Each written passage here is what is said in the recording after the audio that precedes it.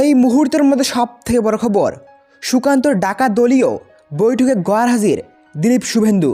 জল্পনা শুরু বিজেপির অন্দরে।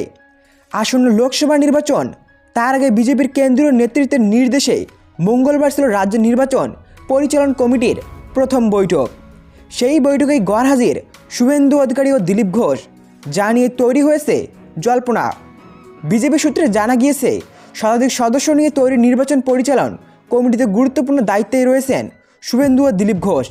বিজেপির সূত্রে খবর, আসন্ন লোকসভায় বিজেপির লক্ষ্য 400টারও বেশি আসন। বাংলা থেকে টার্গেট নেওয়া হয়েছে 35টি আসনের। সেই লক্ষ্যে অতীতে রাজ্যে একযোগে এসেছেন স্বরাষ্ট্রমন্ত্রী অমিত শাহ ও বিজেপির সর্বভারতীয় সভাপতি জেপি নাড্ডা। তাদের নির্দেশ মতে গঠিত হয়েছে নির্বাচন পরিচালন কমিটি। বিজেপি সূত্রে আগেই জানানো হয়েছিল 9 জানুয়ারি দলীয় বৈঠকের কথা। মঙ্গলবার দুপুর 11টা থেকে শুরু হয় সেই বৈঠক। বিজেপি সূত্রে জানা গিয়েছে, সোমবার রাতে শুভেন্দু এবং দিলীপ কলকাতাতেই ছিলেন। দিলীপ সকালে চলে যান গঙ্গাসাগরে, আর দুপুরের পর শুভেন্দু যান দেগঙ্গায়। দলীয় সূত্রে খবর, আগে থেকেই দুই নেতার কর্মসূচিতে যোগ দেওয়ার কথা ছিল।